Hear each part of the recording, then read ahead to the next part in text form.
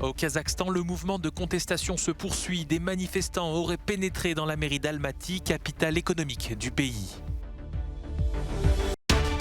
18 ans après la catastrophe de Sharm el-Sheikh qui a fait 148 morts, l'ancien patron de la compagnie aérienne a été mis en examen.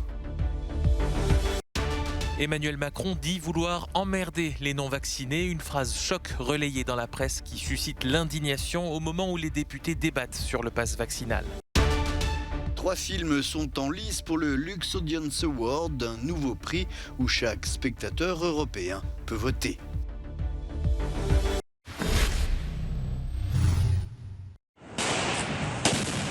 Des tirs de grenades assourdissantes pour disperser la foule. À Almaty, ce mercredi, dans le sud-est du Kazakhstan, les manifestations antigouvernementales se sont poursuivies. Les protestataires étaient un millier selon des journalistes présents sur place. D'après l'agence France Presse, des manifestants ont pénétré dans la mairie. Des flammes auraient même été aperçues depuis l'extérieur du bâtiment. Le mouvement a débuté dimanche après une hausse des prix du gaz dans une ville de l'ouest du pays. Face à l'ampleur du mouvement qui s'est propagé à quelques villes, le président a limogé mercredi son gouvernement et décrété l'état d'urgence dans 2 régions avec la mise en place d'un couvre-feu. Dans une vidéo diffusée mardi soir, Kassym-Jomart Tokayev a averti les opposants.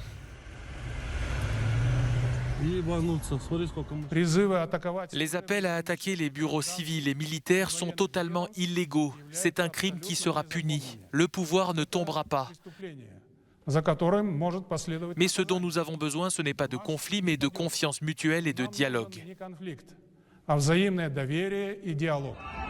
Les manifestations sont rares dans ce pays autoritaire, première puissance économique d'Asie centrale, qui subit les conséquences de la crise économique russe, mêlée à une dévaluation monétaire. 18 ans après la catastrophe aérienne de Sharm el-Sheikh, une personne a enfin été mise en examen. Il s'agit de l'ancien patron de la compagnie égyptienne Flash Airlines, Mohamed Nour. Le 3 janvier 2004, un Boeing 737 de la compagnie s'est abîmé en mer Rouge 3 minutes après son décollage, tuant ses 148 passagers dont 134 Français. L'enquête ouverte à l'époque s'était soldée par un non-lieu, la justice ayant estimé que les charges étaient insuffisantes. Mais les familles des victimes, très engagées, avaient elles-mêmes missionné des experts qui avaient épinglé tous les acteurs de cette catastrophe dans un rapport publié en 2007. Une persévérance qui a conduit la Cour d'appel de Paris à ordonner des nouvelles investigations en 2019. Sur les 17 ans que ça dure, 18 ans, il a fallu que nous nous débrouillions tout seuls pour faire notre deuil. L'avion était piloté par un pilote qui n'avait pas ses heures de vol, qui n'avait pas la formation nécessaire, que l'équipage n'était pas équilibré de manière à pouvoir corriger les erreurs du commandant de bord, que l'avion était en mauvais état, que l'équipage était surmené, que la plupart des règles de base de la sécurité aérienne avaient été violées. Avec cette mise en examen, les familles ont l'espoir de pouvoir enfin assister à un procès. En 2019, l'État français a d'ailleurs été condamné à verser 10 000 € à l'Association de défense des familles en raison du délai déraisonnable de la justice dans cette affaire. L'Assemblée nationale française a vécu une nuit agitée, alors que les députés débattaient du projet de loi de transformation du pass sanitaire en pass vaccinal. Une phrase du président Emmanuel Macron, relayée par le journal Le Parisien, est venue mettre le feu aux poudres. Les non-vaccinés, j'ai très envie de les emmerder. Et donc, on va continuer de le faire jusqu'au bout. C'est ça, la stratégie, a clamé le chef de l'État dans les colonnes du quotidien.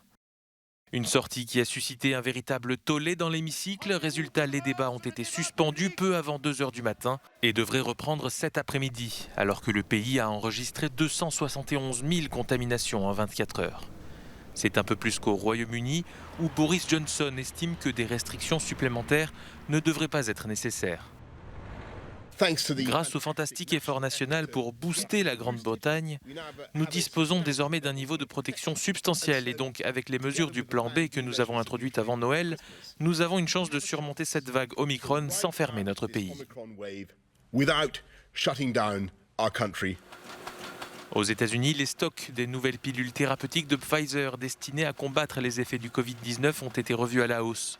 Le président américain Joe Biden pousse à la vaccination et aux gestes barrières face au variant Omicron.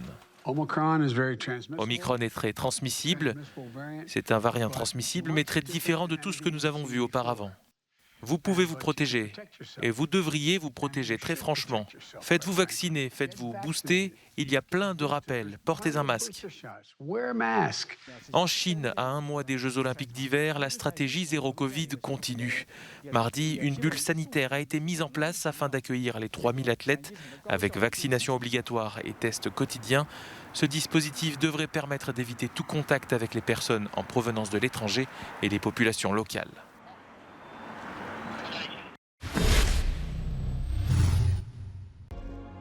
Les constructeurs automobiles ne sont plus les seuls à se lancer sur le marché des véhicules électriques. Au CES de Las Vegas, Sony dévoile à son tour son dernier prototype, le SUV Vision S. Bourré de technologie, il possède pas moins de 47 capteurs en charge de la sécurité. Mais avec autant de géants de l'automobile bien établis qui font déjà des incursions sur le marché des véhicules électriques, Sony a-t-il vraiment une chance de réussir ?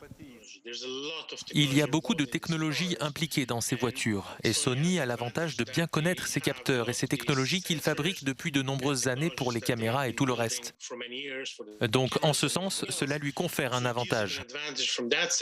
Le géant de l'électronique prend très au sérieux son avenir dans le monde automobile et entend passer du prototype à la commercialisation grâce à une nouvelle entreprise baptisée Sony Mobility.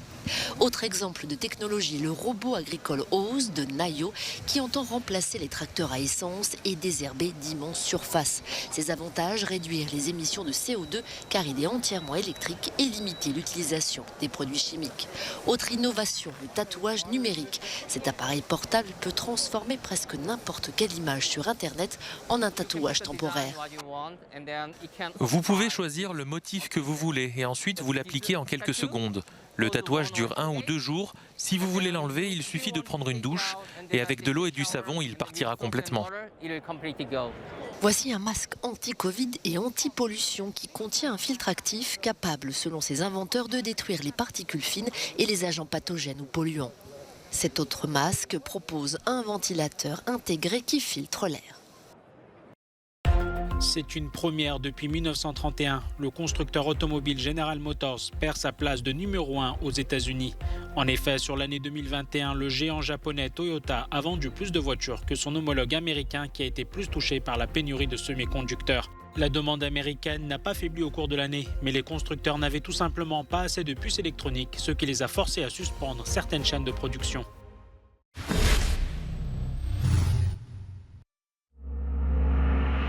Les 3 films nominés pour le prix Luxe du public 2022 ont été annoncés. C'est un nouveau prix avec vote du public, lancé conjointement en septembre 2020 par le Parlement européen et la European Film Academy en partenariat avec la Commission européenne et Europa Cinéma, qui rassemble 3000 salles indépendantes en Europe. Les 3 films nominés, Flee, Great Freedom et Quo Vadis Aida, La Voix d'Aïda, seront sous-titrés dans les 24 langues de l'Union européenne et seront projetés de la mi-mars à la mi-mai 2022 dans tous les pays européens. Les 3 films nominés sont aussi accessibles en ligne sur www.luxaward.eu en vidéo à la demande sur de nombreuses plateformes. Le gagnant sera désigné par les votes du public et des membres du Parlement européen, chaque groupe ayant un poids de 50% dans la note finale. Le premier film sélectionné est un documentaire d'animation qui a déjà remporté de nombreux prix, dont le Cristal du meilleur film à Annecy, l'histoire d'Amin, son parcours d'enfant réfugié afghan arrivé seul au Danemark et qui essaye de faire la paix avec le passé, mais aussi avec lui-même et les secrets qu'il a cachés. Quo Vadis Aida, La Voix d'Aïda a récemment remporté 3 prix européens du cinéma, dont celui de meilleur film, l'histoire d'Aïda, traductrice pour les forces de maintien de la paix à Srebrenica durant l'été 1995. Un drame se prépare, mais peut-elle faire quelque chose pour l'empêcher ?